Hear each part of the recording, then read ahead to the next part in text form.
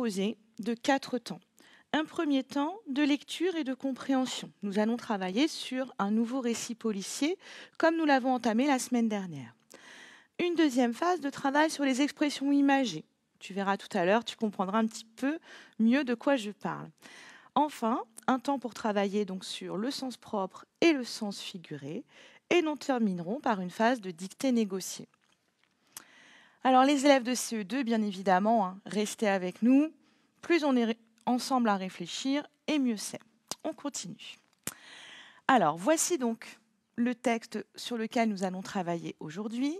Il est extrait d'un album qui s'appelle « La reine des fourmis a disparu » de Fred Bernard aux éditions Albin Michel Jeunesse. Je vais te laisser 1 minute pour lire le texte. Je ne le lirai pas moi en entier après, mais je lirai les paragraphes. Vas-y, tu peux lire le texte.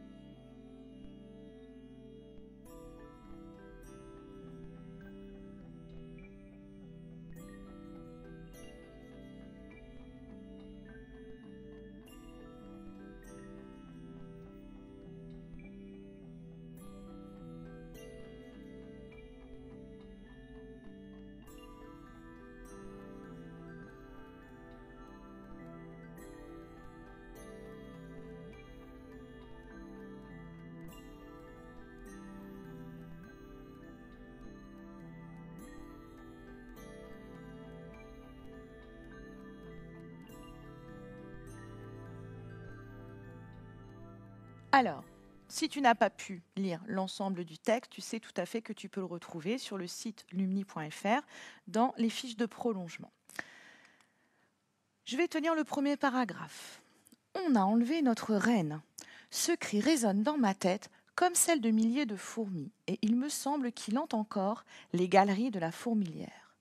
Notre reine, notre mère à tous, a disparu dans l'épaisse forêt tropicale qui nous entoure. Autant chercher une aiguille dans une meule de foin, dira-t-on. Et c'est moi, mandibule de savon, qui suis chargée de l'enquête.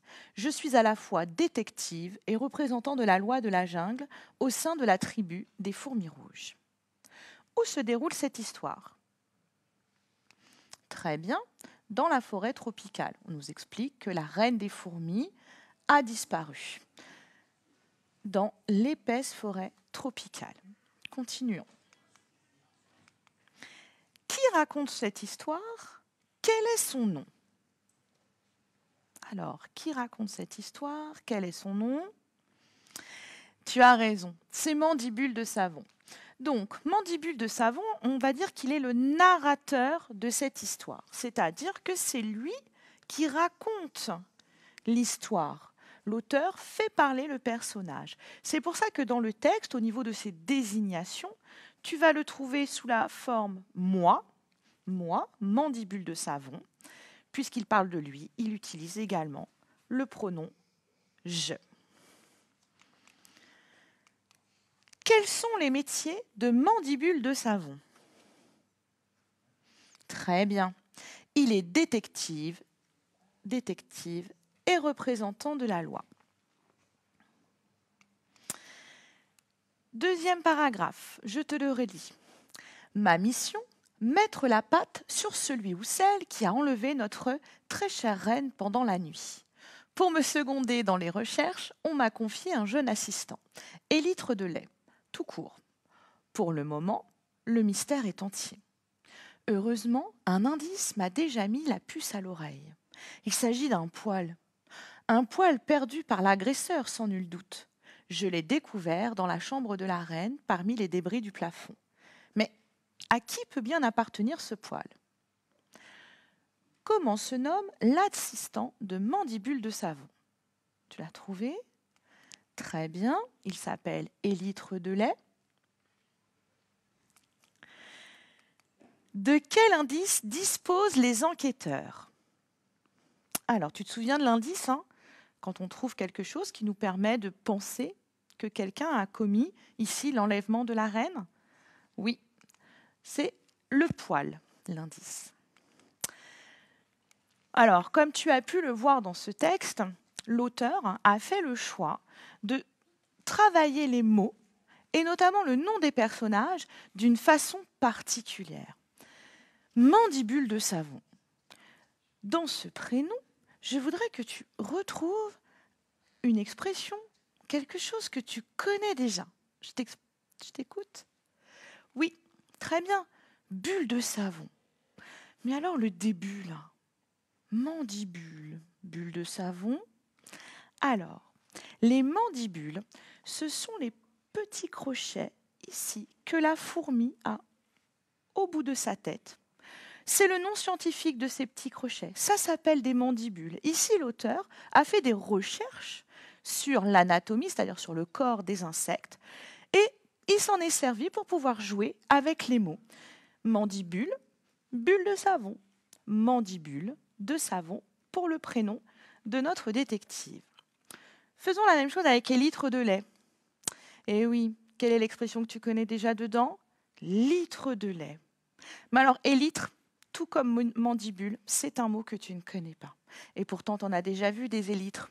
Lorsque tu observes une coccinelle, ici, donc, on voit les petites ailes de la coccinelle, enfin les ailes ici de la coccinelle, et ce qui protège en fait les ailes de la coccinelle, ce sont les élytres. Alors, tu auras appris aujourd'hui 2 nouveaux mots. Je suis d'accord avec toi. Ce sont des mots que l'on n'utilise pas souvent, même moi. Quand je les ai rencontrés, je me suis dit, mais qu'est-ce que c'est que ça? Alors ne t'inquiète pas, souvent dans notre vie, nous allons rencontrer des mots très très spécifiques dont on ne connaît pas la définition, mais pas d'inquiétude. On peut tout à fait aller chercher dans un dictionnaire, s'appuyer sur le contexte, faire des recherches de façon à comprendre la définition de ces mots. Passons maintenant au travail autour des expressions imagées. En voici une première. Autant chercher une aiguille dans une meule de foin.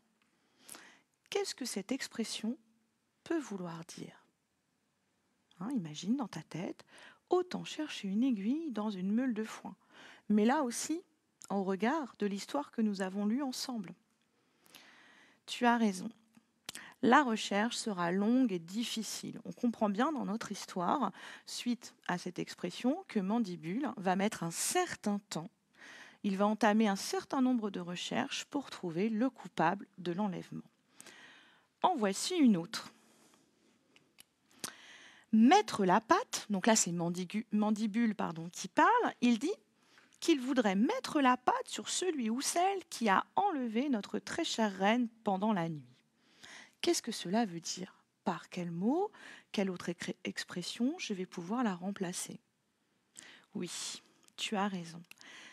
Ici, Mandibule veut chercher le coupable. Donc du coup, l'auteur a fait le choix d'utiliser l'expression « mettre la patte sur », trouver quelqu'un.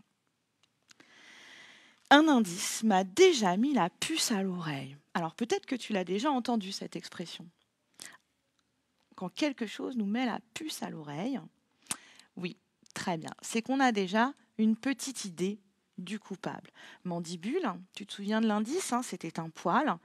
Il a regardé un petit peu le poil et il s'est dit, j'ai déjà peut-être une petite idée de l'animal ou du responsable de l'enlèvement de notre reine. Continuons à jouer avec ces expressions. En voici quelques-unes. Nous allons ensemble nous dire, peut-être que tu le sais déjà, ce qu'elles veulent dire. Alors, être une poule mouillée, qu'est-ce que cela veut dire? Oui, tu as raison, c'est être peureux.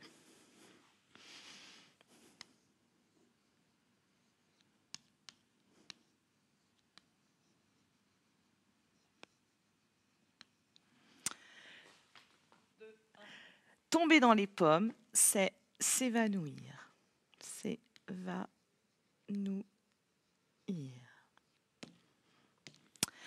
Ensuite, se tourner les pouces. Alors là, je le fais pour de vrai. Je suis vraiment en train de me tourner les pouces. Mais l'expression, qu'est-ce qu'elle veut dire? Alors, l'expression se tourner les pouces, ça veut dire qu'on ne fait rien. Ou en tout cas, on fait vraiment autre chose que ce qu'on attend de nous. Donc, On se tourne les pouces, mais de temps à autre dans notre journée, c'est aussi important de prendre un petit temps pour relâcher un petit peu tout et puis prendre le temps de rêver, de se tourner un petit peu les pouces. Donc se tourner les pouces, c'est ne rien faire.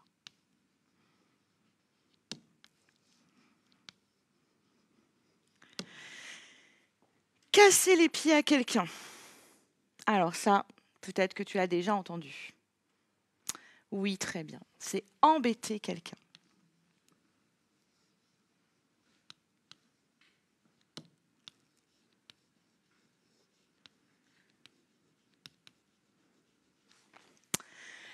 Ne pas être dans son assiette.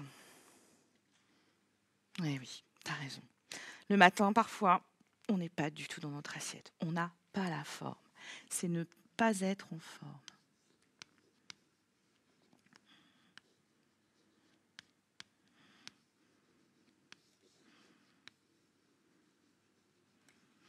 Alors on peut dire aussi en expression, pour dire le contraire de ne pas être en forme, c'est avoir la frite.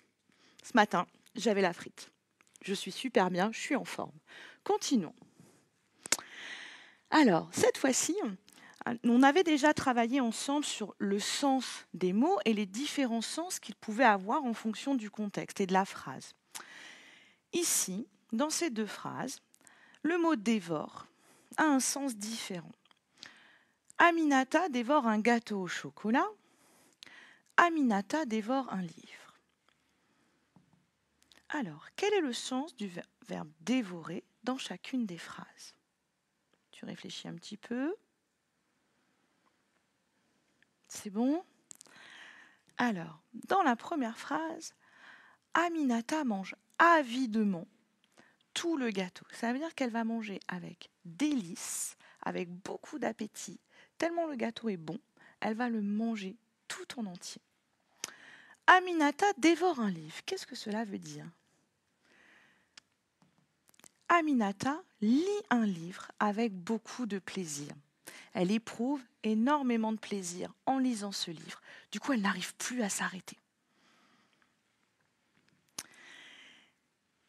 On fait une petite synthèse. Donc, dans Aminata dévore un gâteau au chocolat, ici, le verbe dévorer est utilisé au sens propre, c'est-à-dire que ce qui est dit dans l'expression par un mot est réel.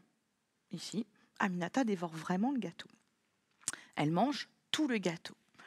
Dans Aminata dévore un livre, le verbe dévorer ici est utilisé au sens figuré. Ce qui est dit, c'est une image. Elle ne mange pas réellement le livre, par contre, elle va lire l'ensemble de l'histoire assez rapidement, tellement le livre l'intéresse. Et on dit qu'elle le lit avidement. Maintenant, voici 6 phrases. Dans les phrases, à chaque fois, tu vas trouver un mot en bleu. Langue, nuage, jambe.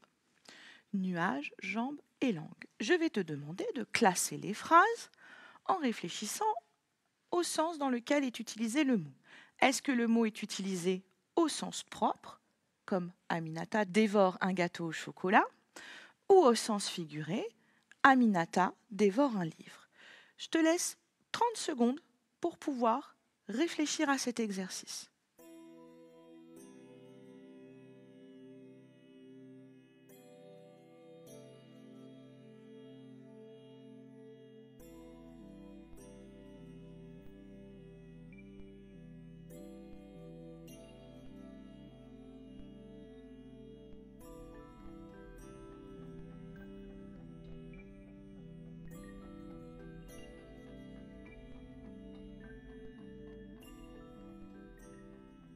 Alors, je donne ma langue au chat. Tu la connais, cette expression? Eh oui, on ne trouve pas la réponse. Du coup, ici, le mot langue est utilisé au sens figuré. Une image. Le ciel est rempli de nuages. Oui, très bien, au sens propre. On parle des nuages du ciel. Il prend ses jambes à son cou. Alors, est-ce que tu connais le sens de cette expression? Oui, ça veut dire courir très très vite, s'enfuir. Ici, le mot jambe est utilisé au sens figuré. Je suis dans les nuages. Alors, est-ce qu'il t'arrive parfois d'être dans les nuages? Oui. Alors, on pourrait imaginer que cette phrase soit utilisée au sens propre, enfin que le mot nuage soit utilisé au sens propre, si on est dans une fusée, par exemple, ou dans un avion. Mais en général, c'est souvent une expression qui veut dire qu'on est en train de rêver. Et il peut nous arriver de temps en temps d'être dans les nuages. J'ai des jambes musclées. Ici, le mot jambe est utilisé au sens propre. On parle bien d'une partie du corps qui est musclée. J'apprends la langue française. Ici, le mot langue, c'est la langue que l'on parle. Nous, on parle le français. Dans certains autres pays, on parle l'anglais ou l'italien. Mais il y a aussi un autre sens au mot langue. C'est la langue que nous avons dans la bouche qui nous permet de pouvoir parler et d'articuler. Maintenant, est-ce que tu es prêt pour que l'on passe ensemble à la partie de dictée négociée? Alors, dans un premier temps, je vais te lire cette dictée. Mandibule de Savon est un détective rusé et intelligent. Il recherche la reine des fourmis. Pendant son enquête, il trouve un indice, un poil. Alors, j'ai contextualisé le texte de la dictée en lien avec l'histoire que nous avons lue tout à l'heure. Ici, donc, je te propose 2 productions et nous allons ensemble essayer de discuter les différentes erreurs qui se trouvent dans cette production. Alors, il y avait des choses en termes de méthodologie qui me semblaient intéressantes quand toi aussi tu fais des dictées à la maison. Première chose, on saute des lignes, ce qui nous permet, au moment de la relecture ou alors quand on écrit qu'on n'est pas tout à fait sûr, de pouvoir reproposer une autre solution pour écrire le mot. D'utiliser aussi le entre parenthèses. Ici, les élèves ont l'habitude de mettre des parenthèses quand ils considèrent qu'il ne va pas falloir tenir compte du mot, mais de celui-ci. Donc, on va la réécrire ensemble. Alors, quand j'ai fait la dictée avec mes élèves, je leur avais écrit au tableau mandibule de Savon. Par contre, je ne l'avais pas écrit en écriture attachée, en écriture cursive, mais je l'avais écrit en écriture script. Et du coup, des fois, c'est un petit peu compliqué encore pour les élèves de trouver les bonnes graphies des lettres. Donc, on va le revoir ensemble. Donc, mandibule, mandibule.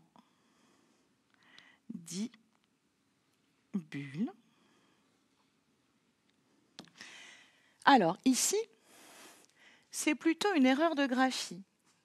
Ici, la lettre U n'a pas été tracée correctement. Mandibule, 2. Alors, savon, qu'est-ce qui s'est passé dans ce mot? Eh oui, mes élèves ont encore quelques difficultés à tracer le S majuscule. Ils confondent souvent le S majuscule avec le L majuscule. Donc, voici comment le tracer. Savon. Donc, mandibule de savon est. Et oui, c'est le verbe être. Tout à l'heure, je t'ai dit que le petit mot est, ET, servait à rassembler 2 idées de phrase. Ici, on est vraiment dans une phrase dans laquelle on a un sujet, mandibule de savon, et le verbe être à la 3e personne du singulier. Mandibule de savon est un. Alors, détective, regarde bien les 2 mots et essaye de réfléchir à toi comment tu l'aurais écrit. Pour cela, on va le décomposer en syllabes, 4 syllabes écrites. D, tec, ti, ve. On y va. D, tec, T-E-C, tec, ti, ve. Comme je te l'ai déjà dit plusieurs fois, souvent, ça nous aide de redécomposer le mot en syllabes et de bien le prononcer pour pouvoir trouver les lettres. Alors, un détective rusé. Regardons ici comment il a été écrit. Et ici. Alors, comment tu l'écrirais, toi? Oui, il est un petit peu compliqué. Première chose, comment je vais orthographier le son Z.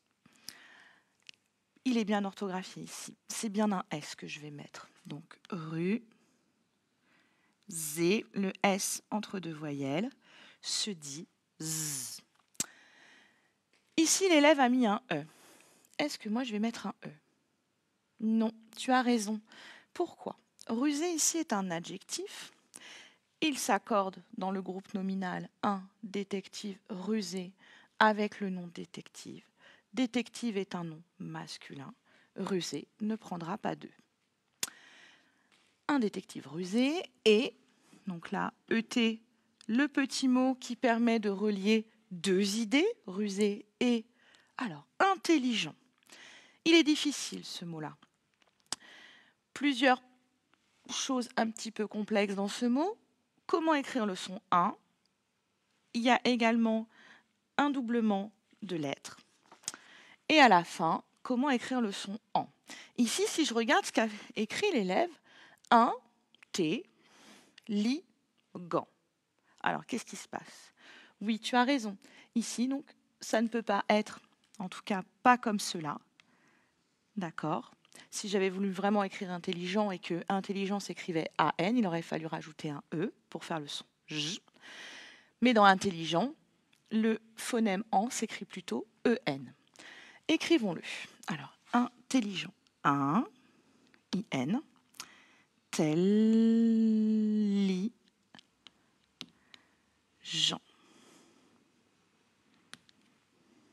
Voici. C'est un adjectif. À la fin, on l'écrit ENT. Il y a une lettre muette. Et je peux retrouver cette lettre muette en me disant intelligent, donc en passant au féminin. Alors, il recherche. Il, attention à la graphie de la majuscule, il recherche.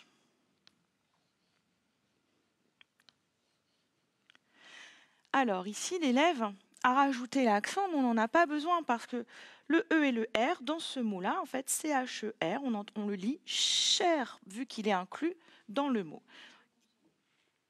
Oui, ce sont deux. Il y a la succession donc de deux consonnes. Recherche. Il recherche la reine. Alors, reine. Ici, la difficulté, c'est d'orthographier correctement le phonème « est ». On sait qu'il y a plein de solutions possibles. C'est souvent un mot que tu as déjà rencontré. Alors ici, qu'est-ce qui s'est passé? Oui, tu as raison. L'élève, en fait, a inversé les deux lettres E et I. Pour écrire reine, je vais écrire R-E-I-N-E. Attention, là également, c'est un mot compliqué, reine, parce que il existe des homophones, c'est-à-dire d'autres façons d'écrire le mot reine, mais qui n'ont pas la même orthographe et qui n'ont pas le même sens. Donc là, quand on parle de la reine, c'est bien comme la reine et le roi de nos histoires. La reine des fourmis. D. Alors, D, c'est un déterminant, il s'écrit toujours de la même façon et sans accent. Donc, des fourmis. Nous l'avons vu tout à l'heure, ce mot-là, fourmi. Attention, on ne dit pas fourmi. On dit bien four, première syllabe, mi. Tu as raison, je dois rajouter un S à la fin de fourmi. Point. Pendant son enquête. Alors pendant, oui, c'est un mot invariable, on l'a rencontré à plusieurs reprises. Les mots invariables, on doit les apprendre par cœur pour pouvoir mémoriser leur orthographe. Pendant son enquête. Alors ici, son s'écrit S-O-N, a pour rôle de déterminant. Alors, son enquête. Première difficulté pour vous les élèves, c'est les histoires de liaison, les liaisons orales qu'on ne voit pas à l'écrit. Donc ici, elle est là. Hein. L'enfant ici s'est dit son enquête, alors que lorsque j'écris son enquête. Le mot enquête, il est un petit peu compliqué à écrire. On a un problème avec le phonème en au début du mot. Et il ne s'écrit pas AN, il s'écrit EN. Là, c'est important de le mémoriser. De plus, enquête a un accent circonflexe sur le E. Ici, l'enfant s'est trompé. Ce n'est pas grave hein, qu'il se soit trompé. Si je relis le mot, il a écrit en retranscrivant tous les sons, mais l'orthographe du mot n'est pas bonne. Son enquête. Il trouve, donc il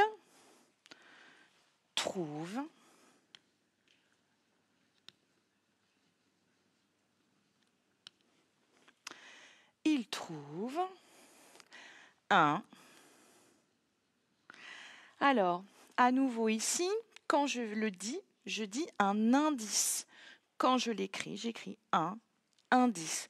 On fait la liaison ici parce qu'en fait, comme dans enquête, le N se lie avec la voyelle d'à côté, un indice. Mais lorsque j'écris bien deux mots séparés. Le mot indice, attention ici, un élève l'a écrit avec un S. Est-ce que c'était possible? Non, tu as raison. Si je relis ce mot-là, je lis le mot indice, puisque la lettre S entre deux voyelles se prononce Z. Du coup, il est nécessaire d'écrire le C. Pendant son enquête, il trouve un indice. Deux petits points. Un poil. Ici, le mot poil s'écrit P-O-I-L. C'est un nom masculin. Donc, nous allons la relire. Mandibule de Savon est un détective rusé et intelligent. Il recherche la reine des fourmis. Pendant son enquête, il trouve un indice, un poil. Alors, cette dictée nous a permis de revoir ensemble un certain nombre de choses. Premièrement, on a parlé de l'accord dans le groupe nominal. Ici, un détective rusé, l'adjectif s'accorde avec le nom. Ça, c'est très important. Nous avons réinsisté sur l'importance de savoir écrire les mots invariables, c'est-à-dire les mots qui ne changent jamais d'orthographe. Nous avons ensemble revu l'importance également de pouvoir bien donner les différentes syllabes du mot pour pouvoir l'écrire correctement. Écoute, je trouve que vraiment, ce matin, tu as été très attentif. La dictée que j'ai proposée ce matin, donc tu pourras la retrouver dans les fiches Lumni de prolongement. Tu pourras demander à papa et maman de te la dicter et de la refaire. Les erreurs ne sont pas graves quand tu fais une dictée. Ce qui est important, c'est de comprendre pourquoi tu as fait cette erreur-là, de façon à ne pas recommencer. Concernant les expressions, essaye de jouer avec les expressions que nous avons découvertes ce matin. On a tout à fait le droit, entre nous, à la maison ou même à l'école, d'utiliser ces expressions-là, même si parfois elles peuvent paraître un petit peu familières.